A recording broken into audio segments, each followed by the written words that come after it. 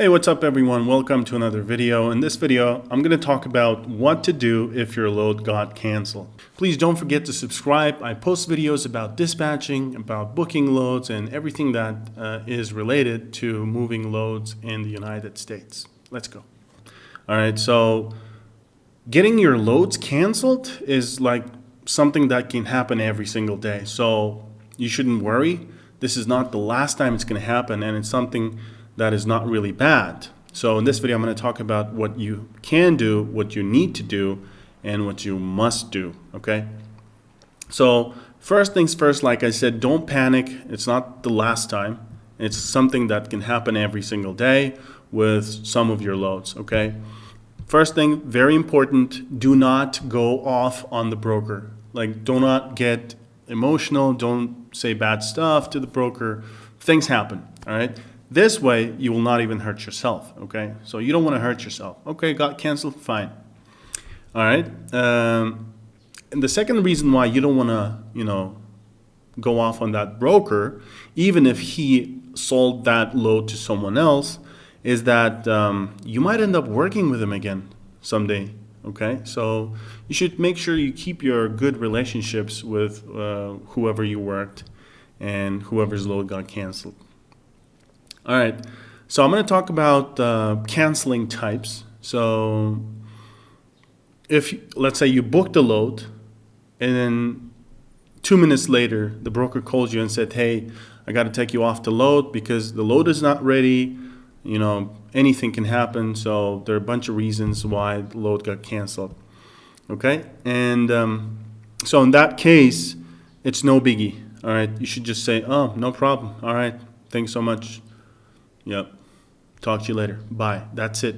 Because it's been 5 minutes. You can work on recovering that truck, finding another load, so no biggie.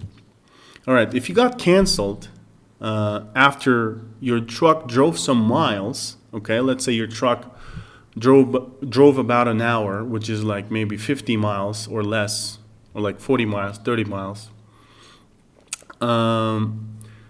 you can expect TONU, all right? So I'm going to explain what TONU is. TONU is when your truck is not used by the broker, or let's say the pickup location is 50 miles away and you send your truck, you get the rate confirmation, you took that load, and then when your driver drove for like an hour, broker called you and said, hey, I'm really sorry, but I need to take off your load, take you off the load because, again, the load is not ready or the shipper sold it to someone else. In any case, you should make sure you get, you can start expecting TONU, okay? If it's a phone call, you explain, all right, my driver drove for this much time, and then we would like to request TONU, and then see what how the broker reacts to that. If it's an email notification, same thing.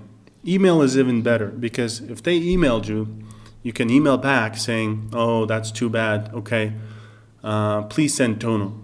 Okay, that's what I do. That's how I do it. I just, if I deserve TONU, I just say right away, please send TONU. And let's say my driver drove for more than 50 miles, even less than 50, 80 miles, I can mention that. I can say, please send TONU, and my driver drove for 50 miles. Something like that, and then they will take that into consideration when they're sending you the TONU. So TONU is basically, it's a piece of paper similar to rate confirmation, which is your agreement with the broker that you're gonna carry this load and deliver. So TONU is the same kind of piece of paper, but instead of load description, it'll just say truck not used, or it will be the same thing. Different companies have different formats. But basically, it's a piece of paper that proves that you were on this load and then you got canceled, and then now they're giving you, let's say, $150 of TONU. Truck not used. Okay? All right, so that's the second cancellation. Let's say second type of cancellation. The next type is, let's say you got canceled when you were at the shipper and you spent there some time, okay? So when you arrived at the shipper, you got checked in, all good, you went there, You wait there, your truck waited for like a couple hours, and then broker calls you and says, hey, the shipper says the load is not ready, okay?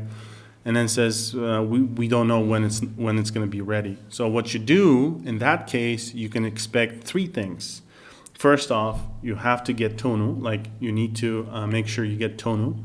The second is you need to add miles. Let's say your truck drove to the shipper 100 miles, and then you have to make sure broker takes that into consideration, okay?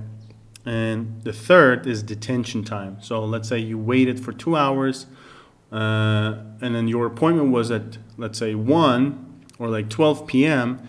Some companies, some shippers start paying detention only after 2 hours.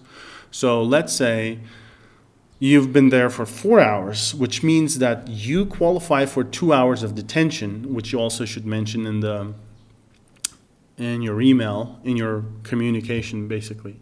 So three things: TONU, miles, and detention time. Let's say your TONU is going to be $150, and then plus on top of that, miles. Let's say if you drove 100 miles, it depends on how much they're going to pay. Let's say it's a good broker, they're going to pay $100. So it's now $250, and then let's say they pay $50 an hour for detention, which is you waited for 2 hours. Take off the 2 because detention starts after 2 hours of from the appointment, and you qualify for 2 hours, which is $100, and it ends up in sums up to $350 for everything. All right. So yeah, you just have to go through all of that either through email, but I recommend doing that through email because you'll have the proof of the communication. Sometimes some brokers do not reply to your emails, and then you don't know whether they've read it and then they're not replying, or they simply haven't read your email or something. In that case, make sure you call them. You say, hey, Max, whatever, Matt, or Alex. You say, hey, I just sent you an email about this, and then blah, blah, blah. Can you please, advise or something, okay? And then you hang up and see his reaction. Good brokers, usually they are on the same page with you right away. They say, yeah, I understand. Okay, I'm working on that, which is good, right? So you can expect that, okay, now I can move on to actually trying to cover this truck because broker promised he's going to work on this. Some brokers might go, hey, they can come up with some stuff, because sometimes cancellations can happen not because of the shipper's fault or because not on the broker's side, or the shipper's side, but sometimes it can happen on your side, okay? But we're considering the case when the load is canceled by the broker or the shipper, which is the same thing. Because shippers hire brokers to make sure their loads are, transported. Okay, and then make sure you ask politely, all right? Again, no need to go off on the broker. I noticed that if you're polite, if you're nice to people, you generally tend to get TONU and detention and everything, okay? It doesn't always work, but most of the times it works for me. So because after all, we're people, right? We expect, we want good treatment. We want when people treat us nicely. So the reason I want to stress on the fact that you have to be polite in order to keep good relationships with brokers is that I learned my lesson the hard way. So when I first started, there was one situation where my load got canceled at the shipper after waiting, a couple hours, and then I really went off on the broker, which I'm not really proud of, and I kind of regret about this. But so basically, it wasn't a good experience for me. It wasn't a pleasant experience, I would say, and it's my mistake because brokers, they don't do it on purpose, right? Sometimes sometimes it's their mistake, or it just so happened that the shipper says something to the broker which isn't true, and broker cannot know that. So we can't completely go off on the broker. We can't completely blame brokers because they could be in the same situation as us, you know. So I did that mistake when I was first starting off as a dispatch. I try not to do it again. I think I have not done it unless the broker actually did something, I guess, not really nice, you know. For instance, I'll give you an example. Let's say broker posted a load and then you called on that load and then they said the load is ready, knowing that the load is not ready. Okay, this happens when the brokers want to make sure there is a truck for their load which is not ready, but they want to make sure they cover that load. Okay, and then like the other day, the one dispatch booked a load which wasn't ready. It was in Mexico and it didn't even cross the border. So broker just wanted to make sure he had a truck. This is not really nice because even in that case, I know that the drivers have to wait, you know, sometime. But that driver just took off, which was wrong thing to do of him. So anyways, yeah, different situations can happen. And next thing you need to do, let's say, when your load got canceled, is you need to explain to the driver. Okay, drivers are probably the biggest players in this business because they do the most of the job. Okay, I know maybe some dispatchers, some brokers will not agree with me, but I think drivers are doing the most of the job. And for them to hear that once they reached the shipper and waited for some time, the load got canceled, it's not really a nice thing for them to hear because, you know, now they have to drive somewhere else. You know, now they have to go through the check-in process and waiting and stuff. So good rule of thumb is to call the driver and kind of have a good conversation and promise to him that you're going to get TONU and for miles and for detention. So he can, even if you're not sure that you're going to get it, you just have to kind of assure him that, hey, I'm going to work on this and make sure you get it. And then I'll do my best. So otherwise, or at least if you don't want to, you know, give him too much of confidence that you're going to get TONU and everything, you can tell him that, hey, okay, the load got canceled. I'm working on figuring out what happened, and probably will try to find another load, but I'm working on TONU and detention. I'm emailing the broker or I'm calling him and stuff. I'll let you know. That's it. In that, if you do that, that's it. Your driver is okay. He's going to go, okay, fine. All right, I'm going to wait. At least he called me. He explained everything. If you don't just say anything or like text him and just say, hey, load got canceled, that's it. Or like if you don't just, if you don't even tell him that the load got canceled right away, he won't know what's going on, right? So you don't want to make things worse by keeping your driver unaware of the situation. Okay.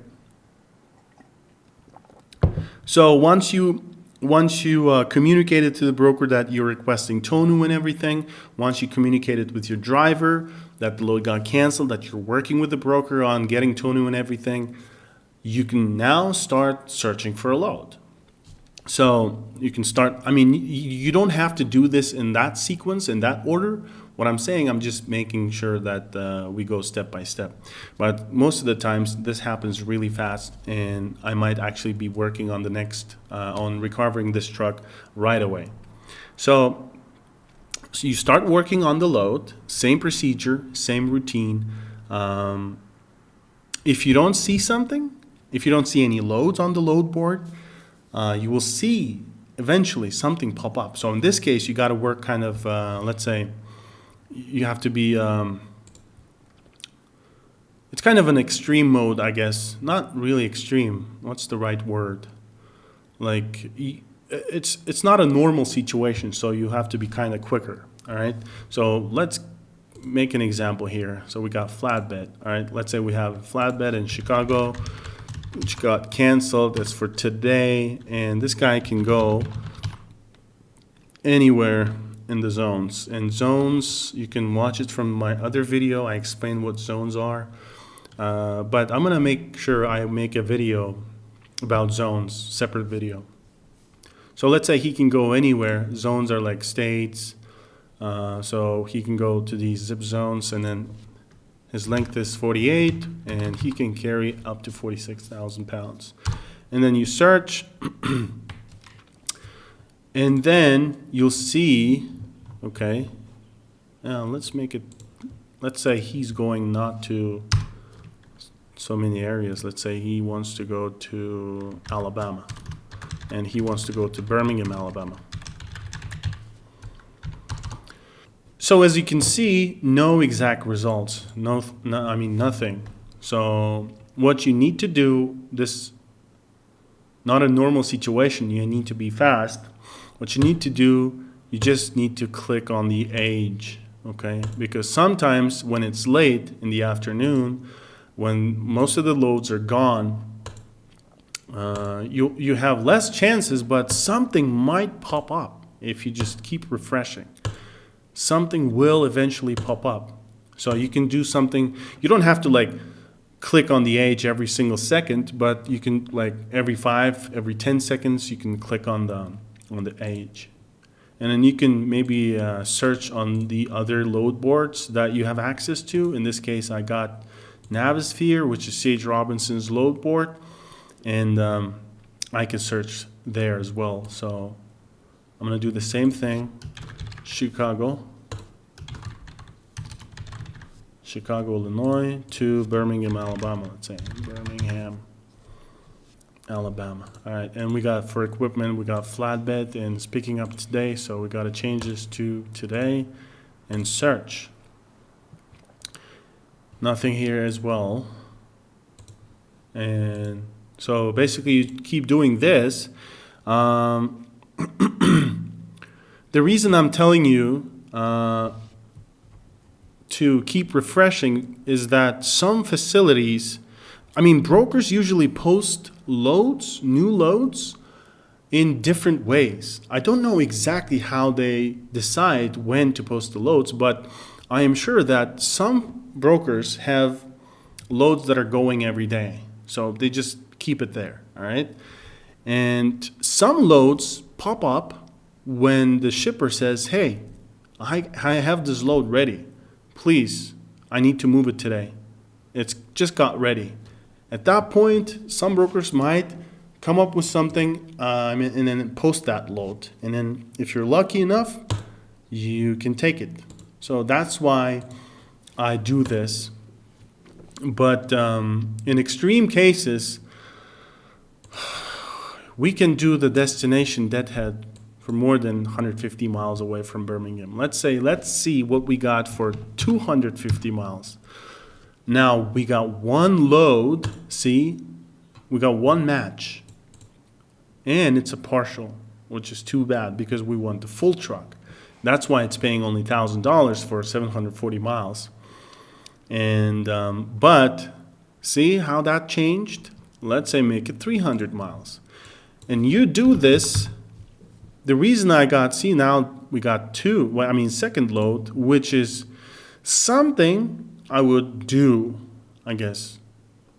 But I need to figure out what they mean here. So 124 length, 124 what, width, or, oh, so the box is, oh, OD. It's an over-dimensional, so it's not going to work either. But I just keep clicking on the H button. So here, Chicago to Birmingham, Alabama, this is an extreme case, of course, because this driver, you want to take your driver to Birmingham, Alabama. Let's say the reason you want to do that is because you have a load there that you have to pick up tomorrow. Okay, you booked 2 loads ahead, and I'm going to talk about that maybe in the future video. But let's say you booked one load today, and he's going from Chicago to Alabama, and then from Birmingham, Alabama, you booked another load tomorrow, for tomorrow. Now, if your first load got canceled, that means you really have to get there somehow, because you don't want to cancel the second load, and which sometimes can happen. Okay? And let's say you have more options, but let's go back to the zones.